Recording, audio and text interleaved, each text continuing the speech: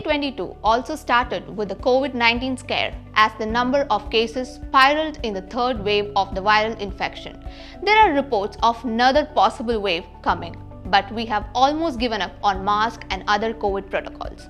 The police stopped fining people for violating the restrictions, and the government resented previous cases. The daily publication of the number of cases was stopped on April 11.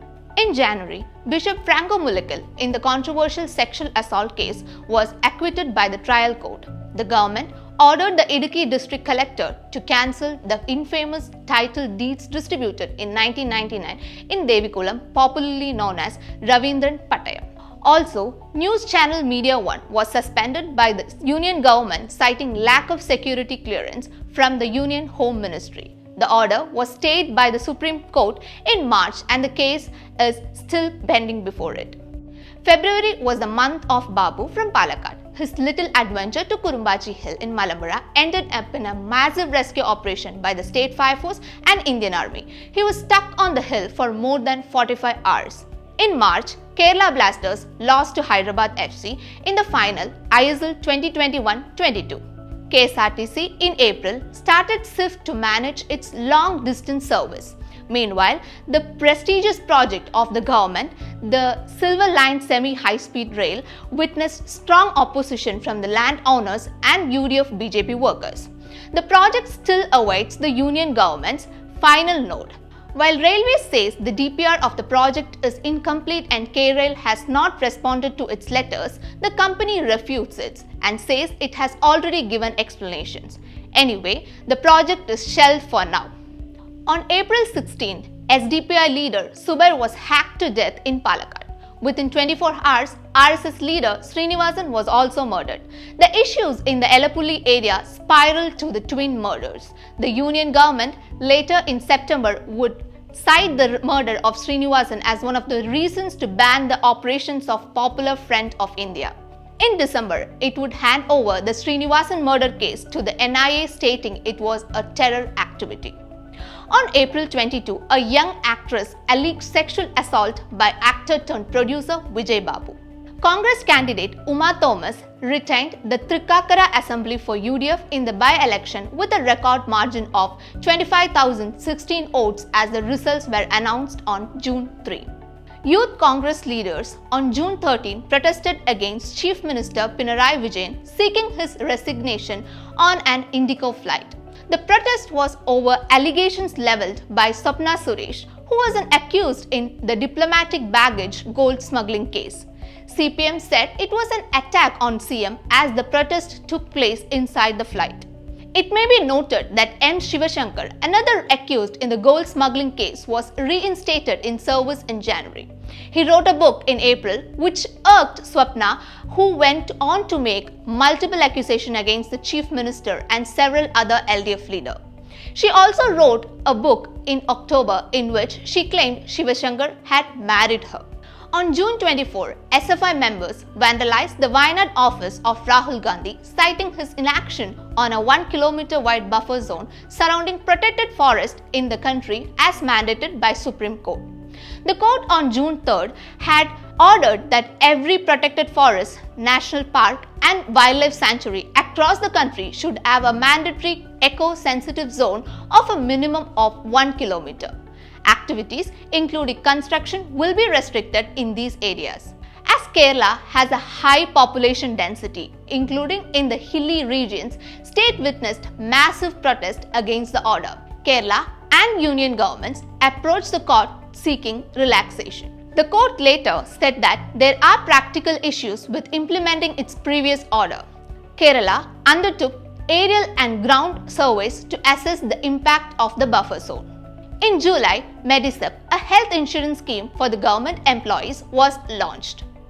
CPM headquarters, the AKG Center in Thiruvananthapuram, was attacked by a person who arrived on a scooter on July 1st night. Although the CPM immediately accused Congress of the attack, the police investigation didn't lead anywhere. Nearly 3 months later, the police arrested a youth Congress worker, Jidin Kalatur, in the case. It also pressed charges against 2 more youth Congress workers. In the same month, the Kerala Fibre Optic Network or the KFON received an Internet Service Provider license. On July 6, Minister Saji Cherian resigned over his controversial remarks about the Constitution. Later, in December, the police told the High Court that the comments were mere criticism and did not amount to abuse. On August 15, Fisher folks, led by Trivandrum Latin Archdiocese, started a fresh round of protest against Vizhinjam International Seaport Limited. They put forth 7 demands including proper rehabilitation and stalling of construction works to study the impact of the project. The protest affected construction. Talks with the government did not yield any result. In November, the protest turned violent after its archbishop was charged in a case related to the protest. The protesters attacked the Vizhinjam police station. Later, the half-hearted leadership called off the protest. Government agreed to all but the condition to stop construction. Koderi Balakrishnan was relieved of the post of CPM State Secretary at the end of August due to ill health. M.V. Govindan was elected to replace him. Speaker M.B. Rajesh was inducted into cabinet to replace Govindan and Shamsir was chosen to fill in the shoes of Rajesh. On September 22, NIA raided the offices of PFI and the homes of its leaders. Several arrests were made. PFI announced a hartal on 23. Congress MLA Eldos Kunnapillil was accused of sexual assault by his former friend.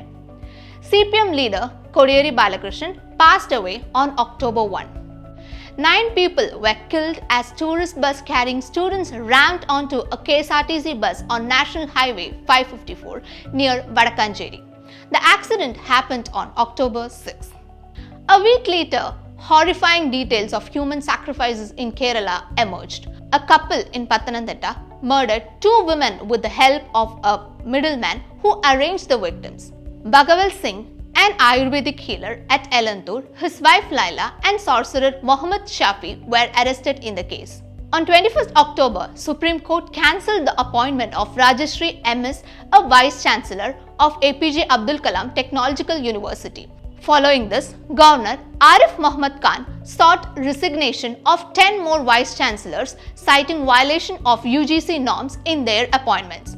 Various petitions over this are pending before the court now. On October 25, police said a 23-year-old radiology student named Sharon Raj from Parashala was killed by his lover Grishma Nair by poisoning. Governor Arif Muhammad Khan meanwhile told Chief Minister that he ceased to enjoy pleasure in Finance Minister of Kerala K.N. Balagopal. However, nothing happened after that. On Kerala Piravi Day, government announced first Kerala Awards, the highest civilian awards by the state. M.T. Vasudevan Nair was awarded Kerala Jyoti Award. The Kerala Prabha was given to playwright Omcheri N.N. Pillai, former bureaucrat T. Madhava Menon and actor Mammootty.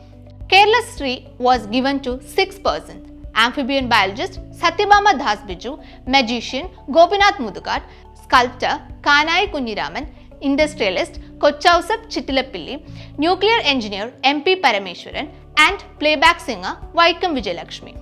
Protests erupted in Thiruvananthapuram Corporation against 2 controversial letters, allegedly written by Mayor Arya Rajendran and Councillor D.R. Anil to CPM District Secretary Anavur Nagappan. The letters sought shortlist of candidates suitable for the temporary vacancies in the 295 posts in the civic body. The probe is still underway. State Assembly passed a bill to remove Governor as Chancellor of State Universities. It had earlier appointed dancer Mallika Sarabhai as Chancellor of Kerala Kalamandalam, deemed to be university. However, Governor is yet to sign the bill. It may be noted that Arif Muhammad Khan has not signed several bills, including Lok Ayukta Amendment Bill passed in August.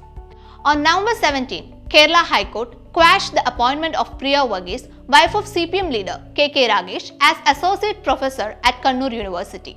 Prominent personalities passed away this year include actress KPSC Lalita, screenwriter John Paul, former Minister and Governor K. Shankara Narayanan, actor Pradap Pothan and politician Sadishan Pacheri.